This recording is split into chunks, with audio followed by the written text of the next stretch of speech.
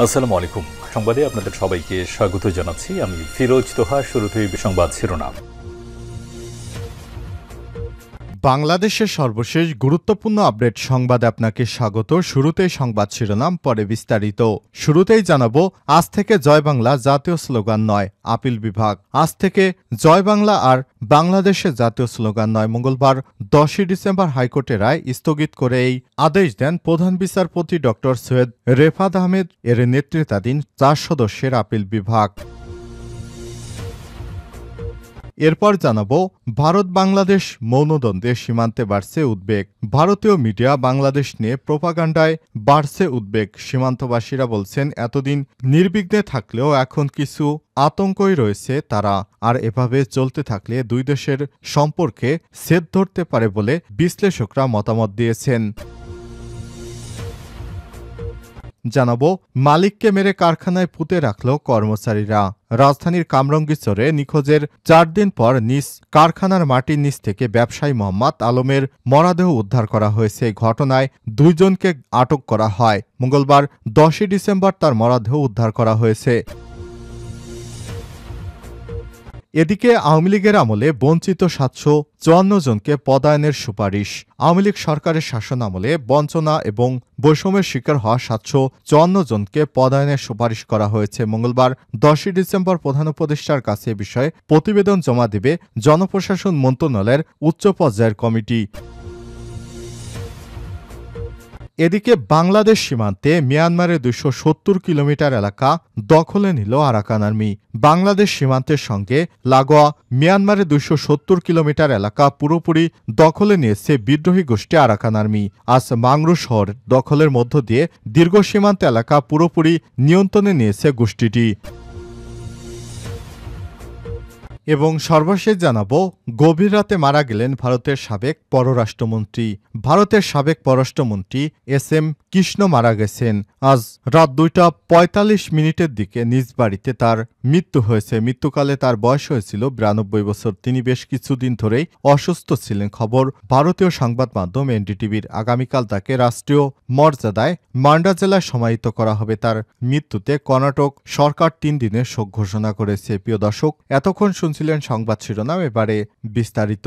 তবে তার আগে বন্ধুরা, অনুরোধ থাকবে এই সংবাদটিতে একটি লাইক দিন।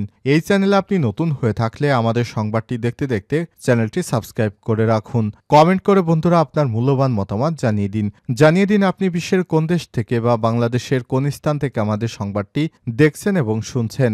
এবারে বিস্তারিত।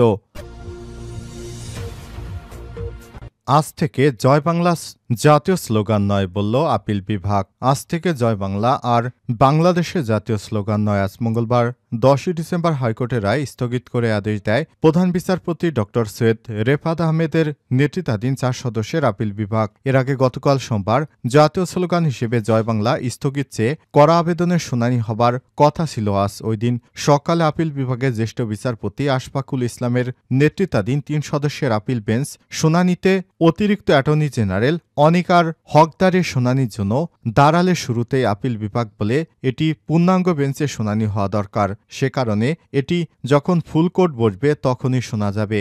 জয় বাংলাকে জাতীয় স্লোগান ঘোষণা করে হাইকোর্টের দেয়া রায় স্থগিত চেয়ে আবেদন করে রাষ্ট্রপক্ষ। গত 2 ডিসেম্বর এসব তথ্য জানান অতিরিক্ত অ্যাটর্নি জেনারেল ব্যারিস্টার অনিকার হক। 2020 সালের 10 মার্চ জয় বাংলাকে বাংলাদেশের জাতীয় স্লোগান ঘোষণা করে রায় দেয় বিচারপতি FRA নাজমুল আহসান ও বিচারপতি AK-M কামরুল কাদেরের সমন্বয়ে গঠিত হাইকোর্ট বেঞ্চ। রায়ের দিন আদালতে আবেদনের পক্ষে ছিলেন রিট আবেদনকারী আইনজীবী ড বশির আহমেদ। রাষ্ট্রপক্ষের ছিলেন তৎকালীন অ্যাটর্নি জেনারেল মাহবুব আলম এবং deputy attorney general ABM Abdullah Al Mahmud Bashar. আদালতে জয় বাংলা রায় ঘোষণা করে এবং রায় ঘোষণার সময় আদালত পর্যবেক্ষণে বলে, জয় বাংলা জাতীয় ঐক্যের স্লোগান, জয় বাংলা জাতির পিতা বঙ্গবন্ধু শেখ মুজিবুর রহমানের প্রিয় স্লোগান এবং জয় বাংলা 7 মার্চের ভাষণের সাথে সংবিধানের অন্তর্ভুক্ত রয়েছে। আদালত আরও বলে, আবেদনকারী সংবিধানের 3 ও 4 নম্বর অনুচ্ছেদের ধারাবাহিকতায় জাতীয় স্লোগান হিসেবে জয় বাংলা অন্তর্ভুক্ত করার দাবি করেছে এবং এই আদালতের এখতিয়ার বহির্ভূত, কারণ কোনো আইন প্রণয়ন করা এবং সংবিধান সংশোধন করার একমাত্র অধিকার জাতীয় সংসদের। ভারত বাংলাদেশ মৌনদ্বন্দ্বের সীমান্তে বাড়ছে উদ্বেগ। ভারতের মিডিয়া বাংলাদেশ নিয়ে প্রোপাগান্ডা ছড়াচ্ছে, জন্য বাড়ছে উদ্বেগ। সীমান্তবাসীরা বলছেন, এতদিন নির্বিঘ্নে থাকলেও এখন কিছু আতঙ্ক রয়েছে তাদের মধ্যে, আর এভাবেই চলছে বেশ কয়েকদিন ধরে। এভাবে চলতে থাকলে দুই দেশের সম্পর্ক ছেদ ধরতে পারে বলে মনে করছে বিশ্লেষকেরা। এপারে ভারত, ওই পারে বাংলাদেশ, দুই দেশের মধ্যে সীমানা রেখা টেনেছে কাঁটাতারের বেড়া। এতদিন ঠিকঠাকই চলছিল, কিন্তু সম্প্রতি ভারতীয় সংবাদ মাধ্যমের অপপ্রচার দুশ্চিন্তা বাড়িয়েছে সীমান্তের বাসিন্দাদের। সোনাপুর গ্রামের বাসিন্দা আনারুল ইসলাম এতদিন ভয়ডর ছাড়াই কাজ করতেন জমিতে, এখন ভর করেছে চাপ আতঙ্ক। তিনি বলেছেন, 0 পয়েন্টে কাজ করি আতঙ্ক লাগে, পুলিশ এসে ধরে নিয়ে যায় কিনা, ভারতের লোকজন এসে আবার মারধর করে কিনা। এলাকায় অন্য চাষিরা অভিযোগ করেছেন, বিভিন্ন সময় বিএসএফের হুমকির শিকার তারা, এতে চাষাবাদ নিয়ে পড়েছেন বিপাকে। চাষিরা জানান, বিএসএফ বর্তমানে যেভাবে টহল দিচ্ছে তাতে তারা সবাই আতঙ্কিত, কখন আক্রমণ করে বসে এই ভয়ে। মাঝে মাঝেই বিএসএফের লোকজন এসে গালাগালি করে। প্রতিবছর জামর পাথর কালী পূজায় দুই বাংলাদেশের মানুষের মিলন মেলা বসত ঠাকুরগাঁয়ে, তাজিগাঁওয়ে, কিন্তু এবছর হয়নি সেই আয়োজন। বন্ধ করা হয়েছে ভারত বাংলাদেশ সম্পর্কের টানাপোড়েনে, যদিও সম্প্রতি ধরে রেখেই বসবাস করছেন সবাই। লালমনিরহাটে বলাইরহাট সীমান্ত ও যুগের পর যুগ হিন্দু মুসলমান একে অন্যের সহযোগী হয়ে বসবাস করছেন। সম্পত্তি ইস্যুতে প্রভাব নেই তাদের মধ্যে, স্বাভাবিক পরিস্থিতি আছে শেরপুর নওকুন সীমান্তেও। বিশ্লেষকেরা বলছেন, গুজব সন্ত্রাসে দুই দেশের সম্পর্কে ছেদ পড়েছে, রেশ গিয়ে পড়বে সীমান্তের ওই পারে, ক্ষতি হবে বাংলাদেশ ও ভারতের অর্থনীতিরও। বিশ্লেষকেরা ব্যারিস্টার কাজী রেফাত রেজান সেতু বলেন, দুই দেশের স্বাভাবিক সম্পর্ক বজায় না থাকলে জাতীয় এবং অর্থনীতিতে যেমন ক্ষতিগ্রস্ত হবে, তার থেকেও বড় ক্ষতি হবে স্থানীয়দের জন্য।